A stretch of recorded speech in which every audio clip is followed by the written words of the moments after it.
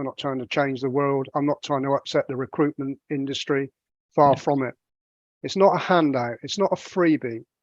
What I mean by that is that the people that are coming out of the blue light services and out of the forces are exceptional individuals by and large.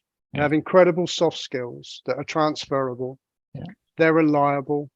They've got strong work ethics, and they're going to make amazing employees. But what they sometimes need is just a little bit of mentoring to get them from the service they were in into the business they want to work in for the future. And I'm not trying to sell them jobs. I'm trying to sell them careers. Well, they sleep well at night, and then they get up in the morning and they're inspired to go to work.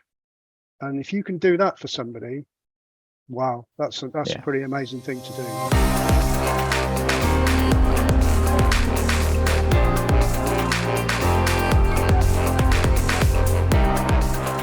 Andy, it's fantastic to have you, mate. Thank you so much for agreeing to be interviewed on the Blue Light Leavers podcast. It's an absolute privilege. And obviously we connected a couple of weeks ago at an event run by John Stevenson, at Forces Transition Group. And so straight away, it felt like I had a great connection. And so, yeah, it's really, really good that you've agreed to be interviewed. Thank you. Thanks, Andy. Pleasure to be here. And I think we're on the same sort of paths, aren't we? We have the same ethics and we're trying to help the same sort of people. So, yeah, absolutely. Just a pleasure. Yeah, brilliant. Thank you, mate. So it'd be really interesting for people to know a bit more about you. So if you could talk us through your career history and then we'll talk about Career Forces as well. Okay. So the first thing that I should state is I'm just really old.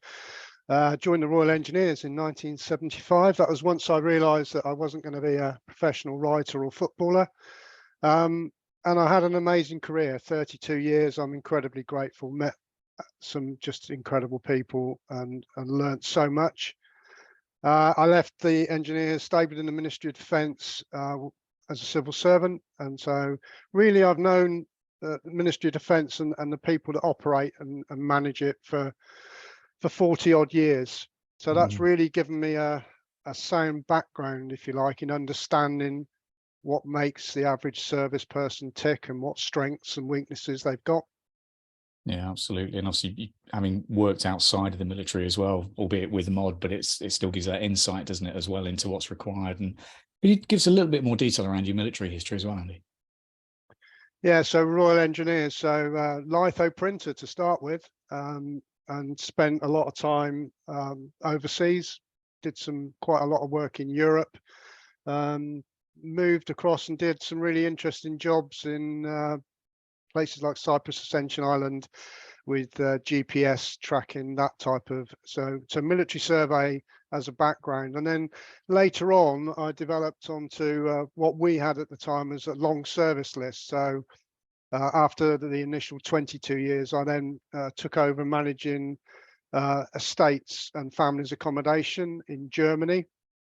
So we're looking after 2,000-3,000 families, moving them in and out, all the things that can trouble families in moving between countries and accommodation. We were there. We did the whole support mechanism for them. And then I went on to work in Eastern Europe, Estonia, Latvia, Lithuania, places like that. Again, this time finding not only the accommodation, but the whole thing that makes a family work, which is we call it the J1, J9. That's the schooling, is there employment for spouses, everything that will see them for a 3 or 4 year tour and make them comfortable. So really rewarding job. Yeah, I can imagine. Absolutely. And what happened in terms of rank as well? So rank, I went from Sapper is the Royal Engineers private soldier rank and went through to Warrant Officer Class 1. So very proud of that and of my service, but always the people stick in my mind. And if you meet some of those people now, 20 years on, you pick up like you've never been away from each other. And that's amazing, isn't it? Yeah, it is amazing. And we're bound by the same ethics and humor and all those things that we've all grown up and loved. There's so many parallels, there really are, and I'm not sure whether policing is quite like that now, but certainly there are certain groups and certain people that I work with, certain teams that I work with that have exactly that as well, that same sort of relationship. I think things are changing slightly, but we'll maybe go on to that a bit later. But there are so many parallels, I think, between what the military go through towards the end of their service and right at the end of the fears and concerns, and very much the same with policing as well. And I think that fears and concerns is a really good terminology. It's something that, and I guess it's in both services, you're not really taught to share, and certainly weren't back in 1975. I think the forces have got a lot better at managing mental well-being and how to share problems. In fact, I know they've got there's some amazing work done for that. But I think anyone that is leaving after a long term of service, particularly if you've got family that are relying on you and looking to you, it is a worrying time. And sometimes it's choosing that next direction is the challenge. There's so much choice. What is the right choice for you? How do you know that? No, spot on. How did you feel towards the end of yours, Andy, when you were coming up towards the end of your service, and was that it? So how long did you do fully in the military? If you take out the mod side of it, how long did you fully in the military? Nearly 33 years. So 1975, I joined as a boy soldier, 2 years at Chepstow, learning the basics of being a sapper, but also learning a technical trade, which was litho printing in my case. And then really the career developed from there, and you go through the ranks, and once you get to sergeant, you move into management roles.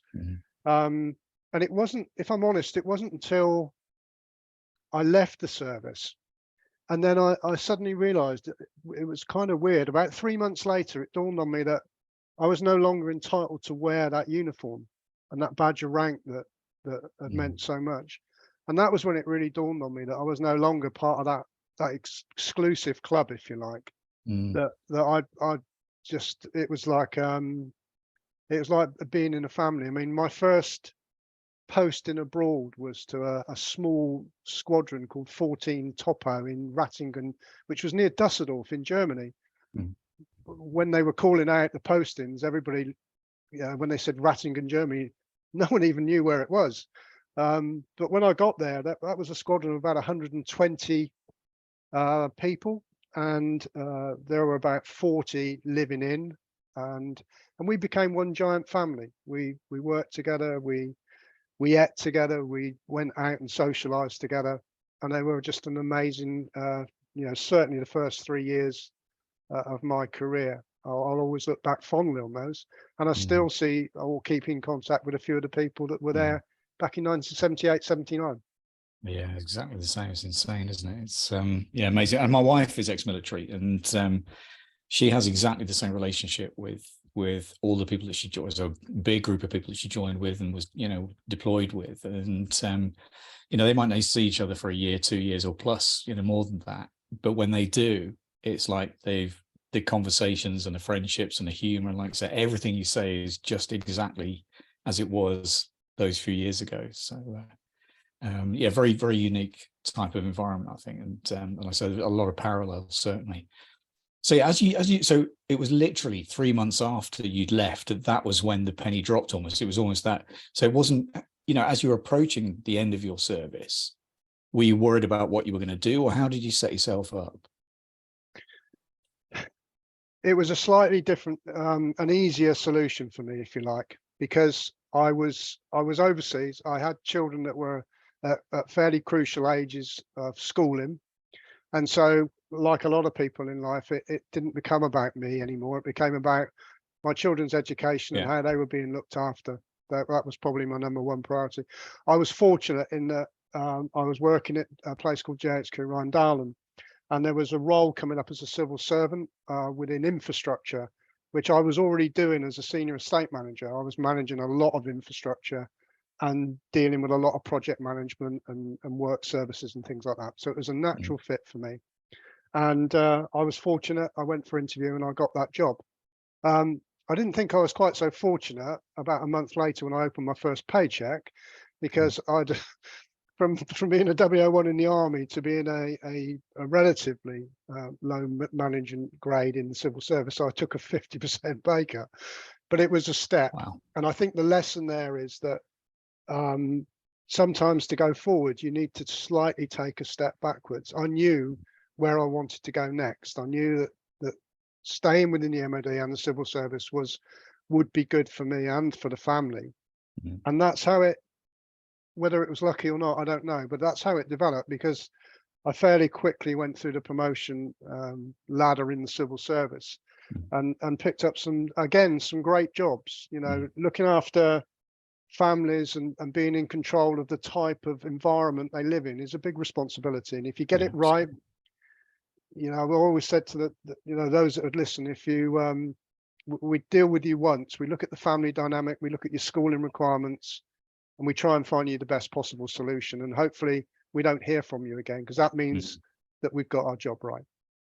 Yeah, spot on, definitely. And so what happened from that point then, Andy? What as you rose through the ranks in the civil service, what happened to you from that point? So I ended up with still operating out of Europe, and I moved to a NATO headquarters, SHAPE in Belgium. So there's a military headquarters in Brussels, but a civilian headquarters is in Brussels, but the military headquarters is a place called Mons, which is about an hour away. And that was, again, it was a key decision, because my son was 16, he was about to start his A-levels, and we were fortunate in that we managed to get him into a really good school in Brussels, where he did 2 years, and it transformed. It was a transforming moment when we look back on that for his career. He's got he's a lawyer now, and it's no doubt that partly that 16 to 18 year period helped form his direction of travel. And SHAPE, my team at SHAPE were multinational civilians working for the Ministry of Defence. Some of them very experienced, but I was a hands-on sort of manager. So when we were going into, I would spend most of my life either in a car or on an aeroplane for that 2.5, 3 years. And it was an incredible experience. So for example, if you were posted into Estonia for a 3-year tour with your family, I would read the brief. I would see how many children you had, what school age they were. I would then have a discussion with you. There are obviously entitlements, we work to governance and budgets, and we have to stay within that clearly. We didn't have an open checkbook, but we would then fly into country 3 months ahead of you arriving and start negotiating. And it was tight, because we would only be in country we'd fly in on a Monday, come out again on a Friday. And by that time, we'd have looked at maybe 20 houses for you. Wow. All of them, and they'd have been pre-booked with agents. And then we'd have interviewed a number of landlords to try and understand if they were the right sort of landlords to look after you for 3 years. So that's that you literally lived that. It wasn't a finish at 5 p.m. sort of job. No. And the guy that I went with I managed a gentleman that came with me who would negotiate, and then I would oversee as a governance. It was a really interesting time. And we did, certainly there was a pinch at the time, because I suppose it's a crystal ball now when you see what's going on in Europe. Somebody had a crystal ball there, because Estonia, Latvia and Lithuania are in an interesting position, to say the least, right now. But some of those British forces in there, we helped get their accommodation. So I'm really proud of that as well. Yeah, absolutely. And there's a massive responsibility for you as well to get that right. So yeah, and it's lovely that you had that outlook and that professional, caring, loving, we're doing this for all the right reasons is something that's very unique. I think it's a lovely attribute. So again, as you were coming up towards the end of your time in the civil service, and what was the next stage for you, and how did Career Forces come about? So I'd been through the resettlement process myself, and been part of that. I'd been on a 3-day resettlement course. I remember it very well, and sitting there and getting a CV prepared and all the things and all the worries that would go on in your head at that time, and talking to other people. And I looked around at, I thought that's maybe something I can do here that just makes a difference. It's a different outlook, a different way of delivering, that maybe I can work with the private sector and encourage and partner with them to give more opportunities to service personnel and blue light workers as well. Mm-hmm. I take a view that when you join the army, or you join the police, or maybe a teaching or national health, you probably don't do it because you think you're going to get rich. You do it because you believe in what is being delivered. It's a vocation, is what I'm trying to say. So for a whole raft of reasons, people decide to leave that vocation, whether it's the army, the police, the NHS. Sometimes it's just they want a career change. Sometimes it's because they have to leave it. But I don't underestimate that all of them, that must be a very challenging and difficult decision. And so anything that's in place that helps them go forward has got to be a good thing. And what I was trying to create was, I had in my head, and it took, I think it was about 6 months, and I had a good friend of mine who used to regularly thrash me at squash mercilessly when I just after I gave up smoking. I was 24, and he said, "Come on, you can play squash." And then he taught me that I couldn't play squash. He just used to beat me. Anyway, he went to South Africa about 20 years ago, and he set up a media company. So when I had Career Forces in my head, I turned to him as my almost mentor, if you like, to play back to me when I was getting things wrong and suggesting. So the whole brand that you see now was created by the two of us on a Zoom meeting for about 4 months. And we used to go on at 6 in the morning because he was an hour ahead of me, and we would develop Career Forces and what it was going to be. And we eventually got to the model that I've got now. And I call it, it's like a virtuous circle. So I go to clients and I say, look, these are the people that I believe in and support. These are the charities that I believe in and support. Perhaps you might be able to help. Some of those clients are members of the Armed Forces Covenant, which is a great thing in itself. And Career Forces is a member of that covenant. If they can open up some opportunities for service personnel, they're also developing some social value in their own right, which is a good thing for them. We can then open more opportunities up for service leavers and blue light leavers, and some of those will be placed by Career Forces, and that will generate an income for Career Forces, and quite a lot of that income can be recycled into the veterans charities. Those charities are Combat Stress, and a charity called the On Course Foundation. Combat Stress, I think most people know, is helping veterans with the mental health. The On Course Foundation is not quite so well known, but it uses golf, predominantly in the UK, as a medium to help injured veterans, and some of those have lost limbs. And I spent last summer, I sponsored a day and played golf. Well, I didn't play golf with them. I watched them play golf, because the truth was that most of them were far better golfers than I'll ever be, and they were some inspiring people. I got back and realized that this was exactly what I wanted to do, and it was the right thing. So sorry, go on. So that's where we are. We've created this model, and whether people are being polite or not, I don't know, but I've not had anyone that's come back to me and said, I don't particularly like that. And many people say, yeah, we really do like the way that that's going. It seems to be one of those rare things that there's something there for everybody that's positive.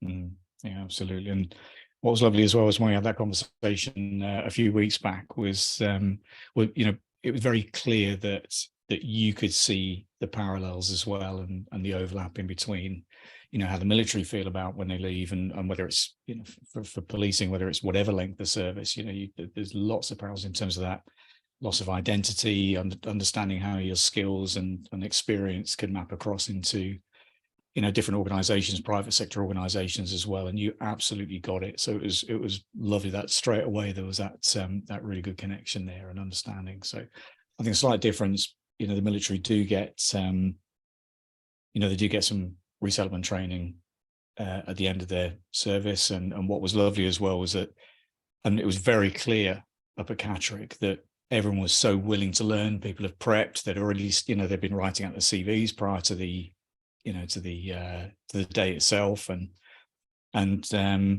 was just a real can-do attitude, which was really lovely to see. It was fantastic. So, and in policing, we don't get that resettlement training. So little investment at any point, and particularly, for people leaving on ill health, for example, there is absolutely nothing. They get 4 weeks notice of a process that can take years to get to, and that decision to be made that people are leaving. And then you get 4 weeks notice to say that you're off, and there's nothing to support you, so that's really where I think you and I can help. And I think you can get drawn into various arguments, various opinions about what should and shouldn't be there, and I avoid it all now. Yeah. If I see that there's something that needs doing, or there's an opportunity, or people need help, then I just try and create it. And I can't, we're not that old adage. We're not trying to boil the ocean. We're not trying to change the world. I'm not trying to upset the recruitment industry. Far from it. What I'm trying to do is make a different offer to the UK business world, and encourage as many of those to come forward and they benefit. We're not, I think to be the other message that I would like to say is the companies are not doing these candidates any favors. It's not a handout. It's not a freebie. What I mean by that is that the people that are coming out of the blue light services and out of the forces are exceptional individuals by and large. They have incredible soft skills that are transferable. They're reliable. They've got strong work ethics, and they're going to make amazing employees. But what they sometimes need is just a little bit of mentoring to get them from the service they were in into the business they want to work in for the future. And I'm not trying to sell them jobs. I'm trying to sell them careers where they get up in the morning. First of all, they sleep well at night, and then they get up in the morning and they're inspired to go to work. And if you can do that for somebody, wow, that's a pretty amazing thing to do, Yeah, completely agree. So in terms of career forces, then, how do you see, when you have a group of military or blue light leavers, what's the process? What are the opportunities, the types of roles, for example, and the organizations that you're working with? So the organizations I'm working with, we've been in existence now for 3.5 years. And in that time, we've built up some tier 1 companies, so that they can be big construction companies, they could be facilities management companies. And we go all the way down the spectrum to companies that are small family businesses that are running 30 or 40 employees, but they're sympathetic to service personnel and blue light workers. So we have a real mix. The industries are limitless. I really don't think it's helpful to pigeonhole service people or police or other services into certain industries. I think the discussion process at the start is, what would you like to go into? What is your experience, and how does that map across? What qualifications have you got? And if you haven't got the qualifications, how are we going to deal with that? So the process would always be an initial Zoom or Teams meeting, as we're doing now, where you start to, and it has to be a start with a complete, place of trust. Now that might sound obvious, and that's where people like yourself and myself, I think, if you don't mind me saying so, we are at an advantage because we talk the same language as the people that are leaving, and we've been on that journey, so we understand them completely. So you can very easily and very quickly build a relationship up. And my relationship is with the candidate primarily, and then it's to the client. It's a two-way thing. I would never put a candidate to a client that I didn't think was perfectly suited, because that doesn't work for anybody. And quite often, I would say As a guess, 70% of the candidates that come to me do not have a clear direction of what industry they want to move into. Many of them don't know the opportunities, and that's where we can add value. Yeah, so we have those discussions, and then we'll help with CVs. So today I've helped a blue light worker with a CV, and it's a real stepping stone. It's a real start point. And what that'll do is, and I've started to tease out, where would you like to be based in the UK or overseas? What are your salary expectations? What type of roles do you think? And that gets them to think, and then we move forward. So that can take 2 or 3 interviews to get to a position where we really know what we want to do. And I use the term delivery, what we want to do, what the candidate really wants for their life going forward. So in terms of the types of opportunities, Andy, what's out there at the moment? What are you seeing? So I'm recruiting right now for construction project managers, assistant project managers, site managers. I've got roles in Saudi Arabia. I've got roles in the Falkland Islands, Ascension Island, across the UK, and they're coming thick and fast. There are just not enough good people to fill all the roles. It's as simple as that. And the market is a lot of people are fishing for the same pool of people. And so if you've got a good CV, a well-structured CV, which John Stevenson and his team I thought did such a good job the other day. Definitely, yeah. I think the social media presence, whether you like social media or not, it is a fact of life now. And I think it's difficult. It's an opportunity for people to market themselves if they're looking for work. And I think some of the social media, there's some really positive. I see a lot of people helping a lot of other people. And I think that can only be good. Yeah, that's the way forward. As far as industries, private healthcare, manufacturing, just a couple of strong logistics. They're all looking for good people. And just for people listening who may not be aware of there is actually a podcast which is obviously free, episode 1 of the Blue Light Leavers podcast. It talks you through how to write your CV from scratch, and so it's all free. It's available through obviously the same place that this is, but yeah, completely free. Obviously, there's loads of support and guidance.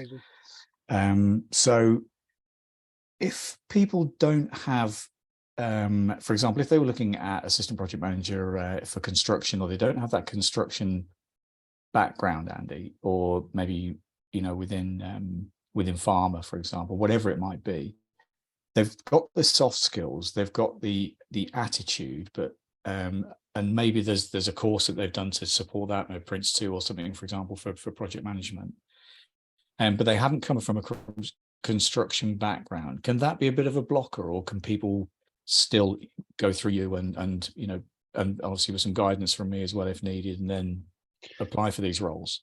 They can still come through us, and we will look at avenues to open up for them. Yeah. It would be naive and not particularly honest to suggest that you can walk straight into an APM role in construction with no construction background. Yeah. Companies will understandably they're risk averse, aren't they? That's business. If you've got a £100 million construction project, you will be loathed to try and bring in someone that's got no background to start to give them the experience. It's a chicken and egg situation. Yeah.